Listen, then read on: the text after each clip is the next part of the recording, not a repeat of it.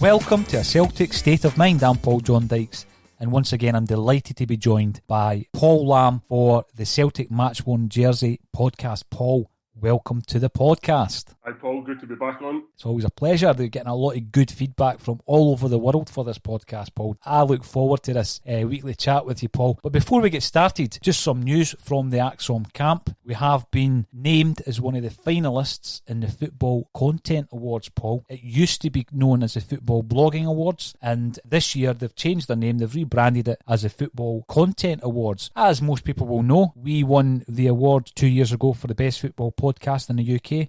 This time we're up for Best International Podcast, Paul. So we're going international, we're going continental, and the voting lines are open. You can vote. So please check out the bio for the links to vote for A Celtic State of Mind. What do you think of that? It's fantastic testament to the work you put into the podcast, Paul. You know, it's recognition like that you can't buy. Fair play to you, mate. We've got a good team, Paul, and I think one of the big things that we have introduced during lockdown is regular feature podcasts, because we were always based mainly on interviews with people of a Celtic State of Mind. However, the feature podcast and getting guys on like yourself with specialisms, Kevin Graham talking about music, that kind of thing, yourself talking about the jerseys, I think that's good to have that in the schedule, and that's something that will continue. But I'm thinking about the award ceremony 2 years ago. It was a great night. It ended with my dad shadowboxing Neil Ruddock. That's how bizarre these nights can kind of get, Paul. So hopefully we'll have a table of 10 for the Celtic State of Mind team. We'll all go down and we'll enjoy it. I believe it's at Tottenham Hotspur Stadium this year, and hopefully we can bring the trophy back and, you know, keep it on Scottish soil. Sounds like it could be a good away day, that. Absolutely, yes. Let's get planning that. But as I say, for everyone who's listening, thank you for all your support over the last 3 years, and in particular over the last 70-odd, 80 days where we've been putting out the daily podcasts, and you have been listening. And I know that people have been listening, Paul, because we're shooting up the charts every other night in places like Malaysia and Vietnam. So we know the audience is out there. Who knows who's listening to us in Costa Rica? I really don't know. However, it's making a big difference, in this award ceremony, just being in the final is a great achievement. So thanks to everybody for listening. Back to the podcast, Paul, and you have once again selected 4 Celtic Matchworn jerseys, 2 homes, 2 aways. The first home is undeniably the most famous and iconic Celtic jersey in the history of the club. Tell us about it. The first one we've got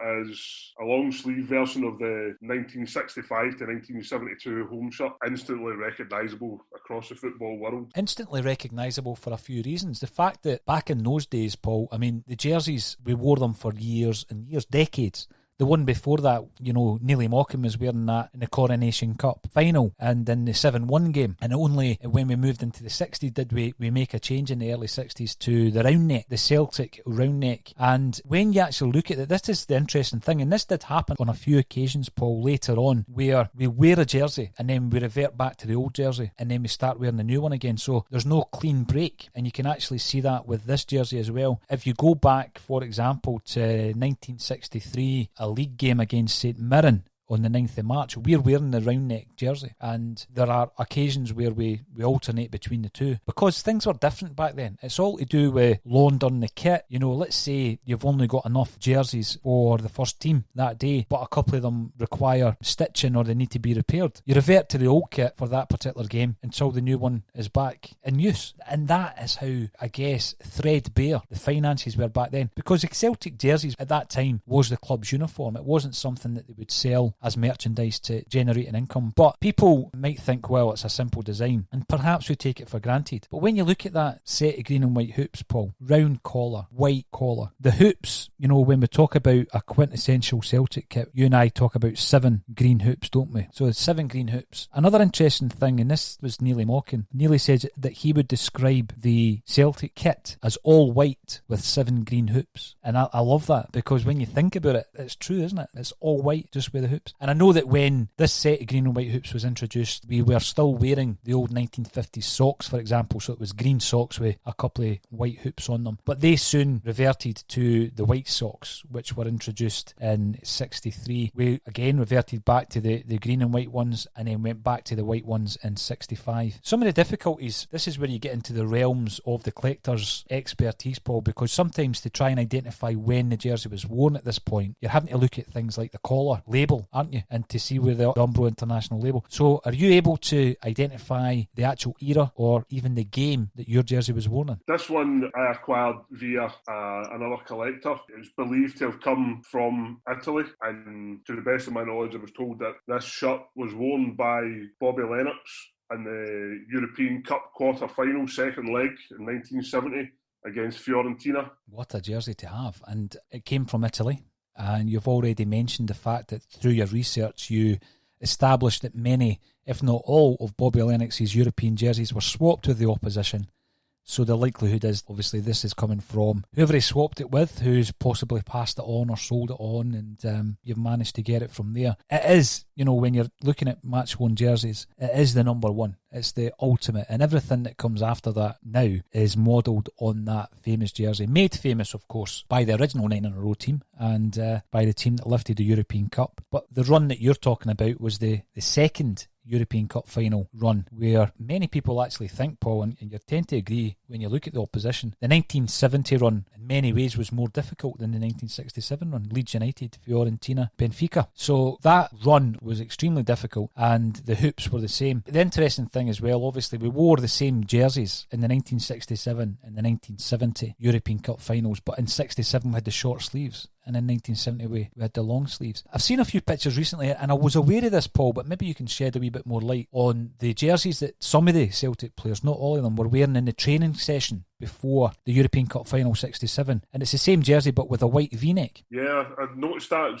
With it being the anniversary the other day, I rewatched one of the documentaries on it, and you notice that in the footage, it's one I've certainly never seen in person, and never seen any kind of photographs other than of that moment. There was a couple of really good quality pictures appeared with some Celtic players wearing the v-neck. I've seen Stevie Chalmers and Billy McNeil wearing it during that training session, and it's a beautiful Celtic jersey. It's just unfortunate we never wore it. And then you start thinking, well, did Umbro supply Celtic with two alternative jerseys that they could have worn? Because in many ways the short sleeve jersey was an alternative to what we would normally wear domestically, and of course the same jersey but with the v-neck, and a decision has been made. Something I've never spoken to any of the Lions about when I've been talking to them. I think type of player who would recall such detail would maybe be Jim Craig. Maybe get some information from Jim on that, because it could well be one of those lost Celtic jerseys, Yeah, definitely, yeah. And I doubt there's many of them knocking around. There's certainly not one in Neely Mockin's collection, which when there's a jersey missing from that particular collection, you know that it's going to be something of a rarity. But another question I've always got about these jerseys, and it's like, again, it's quite a difficult one, Paul, because we're in the realms of the only way you can identify that it's Umbro is by the neck label, but Celtic jerseys through that period also had an Umbro stamp on the bottom right, which you wouldn't normally see because all the players would tuck their shirts in. And I've seen two different variations of that. I've seen yellow ones and blue ones, believe it or not, but often they're completely washed off by the time a match-worn collector gets their hands on a jersey. Has this one got a stamp or any remnants of a stamp on it? It's got remnants of a blue stamp. You can make it out on the bottom white hoop. Can just make out the faint outline of the Umbro double diamond, and what was possibly printed below it. Can't get any clear detail from it, but there's definitely remnants of a blue stamp there. It's interesting, actually, after all these years, when we bang on about the People's Ford jersey, but even during the European Cup final and thereafter, we're wearing blue on the hoops, and most people didn't know. There's also a version of the green and white hoops that we wore against Racing Club. And the jersey in question is from a dear friend to the podcast, actually, who managed to track down the Racing Club jersey that Billy McNeil wore, and it's still got the remnants of his blood on it, the stains, which adds to the whole jersey entirely. And on the label, it's got Umbro International as worn by Real Madrid, and that's on the Celtic jersey label on the inside collar. You think, well, because there's other Umbro jerseys that go on about as worn by the World Cup winners 1966 England, but it's unusual that another football team is actually named on your jersey. All these wee details you only find out when you start digging about, Paul. But again, it was a jersey that we wore right up until the 1970s when the floppy collar was introduced in 72. There was the intermediate jersey that not many people are aware of, which was the round neck with the floppy collar that we wore once. And then this green and white hoop jersey was never seen again. You know, we've seen some excellent concept kits. I think if, as long as Adidas just stick to the template of the jersey we've just been discussing, they can't go far wrong, can they? Yeah, hopefully if they keep it simple and can't see them being able to go wrong. Absolutely. And that's the Bobby Lennox classic green and white hooped Celtic jersey from the 1970 European Cup run, which culminated in 50 years ago, a defeat to Feyenoord, unfortunately. Wim Janssen's Feyenoord. Now, fast forward a couple of decades, Paul, and we have what I would describe as my personal favourite away jersey. Describe this thing of beauty to us. We have the black and green striped away shirt from 1992-93. Yes. Very, very simple black and green stripes with a white pinstripe down the green. And it was the first appearance of the Celtic crest appearing in a shield on the shirt. I clearly remember this when it came out. It's a very Italian feel to it. Yeah. Just the stripes just instantly reminded you of your Inter and AC Milan kits and things like that. It's with the shield and stuff, you know, just... I think, what was your thoughts on the shield, actually? Because it does look good when you look at it now. I don't know. It was very in vogue at that time. Umbro were putting shields around the crest, most of the jerseys. What's your thoughts looking back? Do you quite like that? At the time, I instantly liked it. You know, again, it was at that period where they were becoming a wee bit more creative away kits, as well as the home ones. So anything that was new kind of detail like that really stood out, you know. And as I say, with the conjuring up images of Italian teams and things like that, you know, just seemed to add a wee bit more class to it. It certainly did. I think your comparison to the Italian jersey of the time is spot on. Some of the jerseys were just classics, weren't they? When you look at the Aneri jerseys, where the NR badge on the shirt, and the Kappa jerseys at that time as well, you know, Juventus, and you look at AC Milan, Inter Milan, Roma. Roma always had beautiful jerseys back then. There's actually an AC Milan, either an away or a third kit, and it's black with that same shade of green. It's kind of like somewhere between teal and turquoise, isn't it? That green. And it's the jersey with the Mediolanum sponsor on the front. And actually, if Celtic were to return to that this season, I don't think you'd get many complaints. But the whole fact that the collar was the same type of material as the jersey, it did definitely look, it had that Italian feel. And obviously Celtic had a manager who had played a great deal of his football in Italy at that time, in Liam Brady. The jersey was better than the team at the time, wasn't it? Unmistakably. I remember when it was launched, and obviously, you know, subscribing to the Celtic View back then, and it was people like, I remember getting the catalogue, used to get the annual catalogue. It was Gary Gillespie and Brian O'Neill who modelled it, and you look at that jersey, you think that must have been one of the biggest sellers at that time. And then the white pinstripe through the green, it just works absolutely brilliantly. And Umbro used that template with quite a few teams around about that time. None of them, incidentally, in my opinion, looked as good as the Celtic one. So you had Sheffield Wednesday, for example, Nottingham Forest, Northern Ireland, to name three. But I just don't think it was the colour scheme that Celtic used that worked so well, Paul. Yeah, coincidentally, I saw an image earlier today on social media, and it's this template shirt, but it was a prototype for Man City. The black on this was blue with the black stripes down it. And it was the first time I'd ever seen it. Again, it featured a shield with the badge. It was identical to this, just a different colourway, but made for Man City. And the one and only time I've ever seen it. And just so happened to be this morning. It is a beautiful jersey, and we're talking about prototypes again. Some of the most rare items a Matchworn jersey collector could ever get their hands on. I remember this jersey being worn in the European encounters. We were in the UEFA Cup at that time, and we wore it away against Cologne, Young Boys of Bern and Sporting Lisbon. But against Young Boys and Sporting Lisbon, we wore it with white shorts and white socks as well. Yeah, that's right. Which just didn't quite look as classy as the general shorts and socks that it was launched with. But you've got a version there, Paul, that was sponsorless, and it was probably the final sponsorless away jersey ever. Yeah. Because the following season we went back to C.R. Smith, didn't we? Yeah, the same shirt with the white C.R. Smith logo across it. So if we were looking at any jerseys to resurrect, and I know that we've spoken about a few that we like, and we obviously know that Adidas listened to this podcast, Paul, particularly the Matchworn jersey one, because, I mean, there was a graphic, but the thing is, the concept designers are getting so good now, it's difficult sometimes to know if it's real or fake. Yeah. And there was a graphic the other week there with 3 jerseys that basically you and I have been shouting about for the last few weeks on this podcast. And both of us and many, many more would be delighted. It was a green and white hoops, obviously, nothing broken, 3 stripes on the shoulders, but not on the sleeves. The away jersey was canary yellow and green. And the third kit was a blackout kit, which we suggested on this podcast. So I'd be quite happy with that. But if one of the other jerseys went along the lines of this 1992 away jersey, I'd be quite happy with that also. Yeah, it's another very popular one again. This is one of the designs that the club themselves have been selling retro remakes of, which have been a big hit with the fans. And again, it's driving the demand for the original replicas from back in the day as well, changing hands for some tidy prices. It's incredible when you think about that, because, I mean, I don't look at that particular era as being vintage, maybe because I'm in denial about my age, Paul, but I look at that period and I think you wish you had the kind of foresight, because there was an advert popped up on Twitter recently where all that era of jerseys were being sold in one of the shoot magazines for £6 each,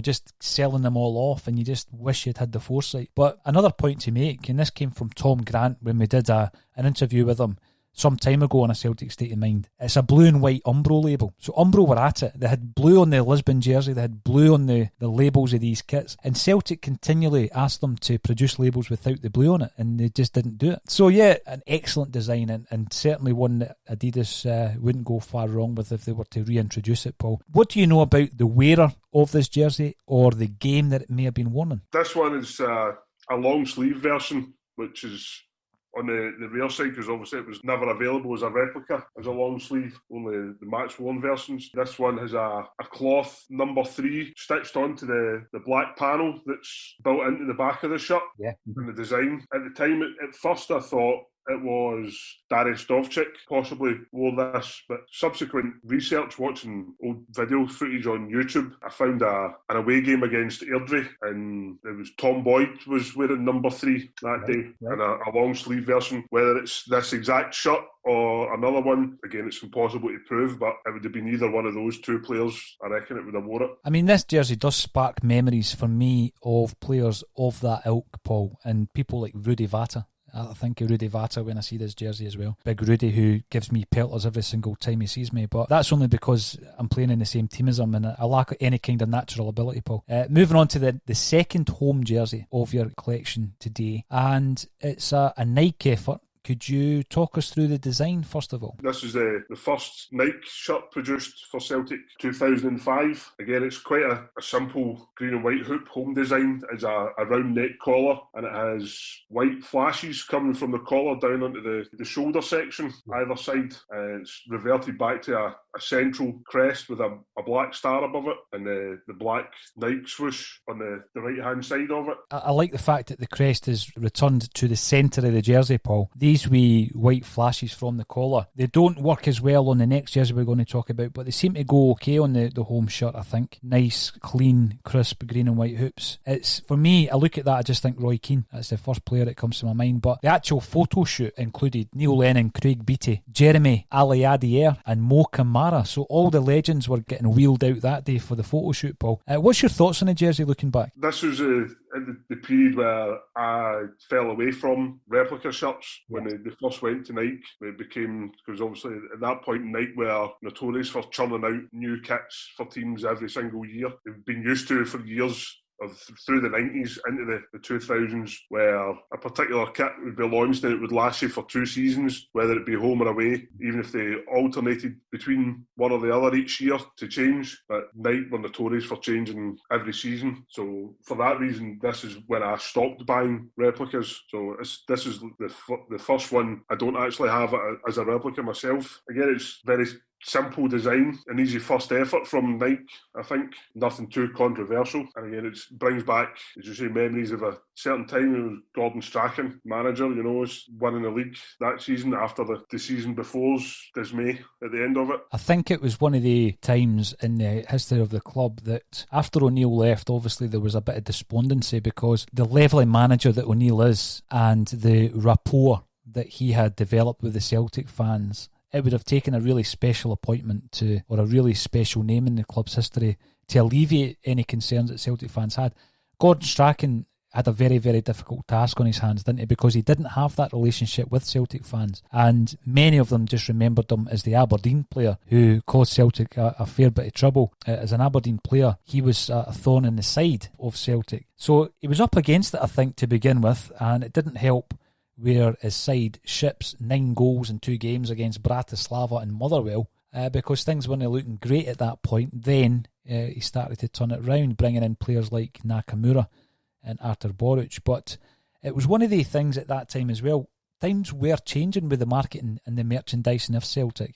The deal that was signed with Nike was at that time the biggest commercial deal that the club had ever signed. And is at that time you sign with Nike, you get Nike to be your kit manufacturers, Paul. Part of the deal is that, you know, you get a Nike swoosh on your seats of your stadium. So things were getting bigger and getting far more Americanized. You know, we were following the trend of the big brands coming into the club, and it was a massive deal as well. Celtic now, every deal they do is huge, and each deal is bigger than the last. But yes, to be fair, even though I've mentioned a couple of really poor results, I've got happy memories of this jersey because obviously Strachan did turn it round, and there's a brilliant alternative. There's a variant of this jersey with the Coors Light sponsor on it as well, isn't there? Yeah, still to find one of them for the collection. They're so rare, but they actually, and I've said this before, the sponsor surprisingly matches with the green and white hoops. I don't know why that is. It's got red on it, but it looks good. It looks better than the Carling label on the jersey as well. So, Paul, I'm looking at the shirt. It looks as though it was worn in a league match. Who wore the jersey and against who did he wear it? This one is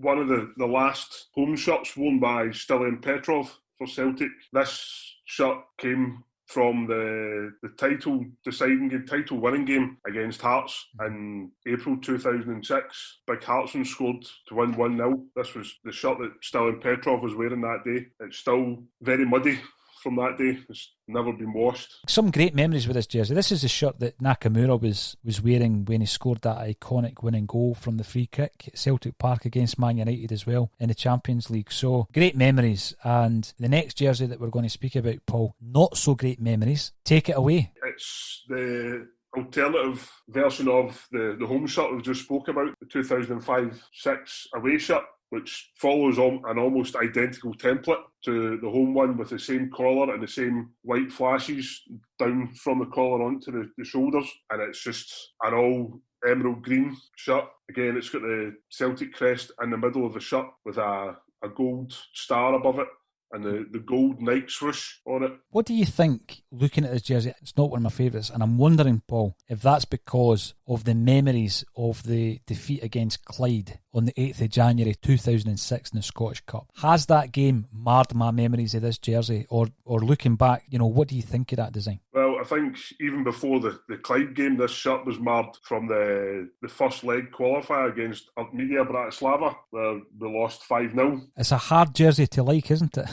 It's a difficult one to look back fondly on. So we get pumped 5-0 in Strachan's first competitive game over in Bratislava, and we also get beat against Clyde away from home in the Scottish Cup wearing this jersey. Yep. Famously on that day there were 2 debuts. One was Roy Keane and one was Douay. So that's what you think about when you look at that jersey, unfortunately. The memories that are attached when you see an image of something like this. It does evoke some incredible memories. The interesting thing about that Clyde game, I asked Gordon Strachan about that Clyde game, but the interesting thing about it is, although we were beaten 2-1, Clyde had 2 goals disallowed and missed a penalty. Yeah, right thing to think when you look back on it. Yes, it certainly is an interesting period of the club's history. What can you tell us in terms of the specifics of this jersey, the player in the game as well, Paul? This one, I believe, is possibly would have been prepared for the likes of the Artmedia game, whereas it's no sleeve patches. The name set on the back of it is just a plain yellow. It doesn't have any competition emblems on it, like the home one has the SPL logo and amongst the numbers, whereas these are just plain yellow, so it's more likely a European qualifier or a pre-season game. This one was number 44 with Steve McManus name across it. Doubt it was actually ever worn, because the Artmedia game, the climate that was in, all the players wore short sleeves. You know, so this wouldn't have actually been worn in that game. It's one of these things, Paul. It's all about opinions.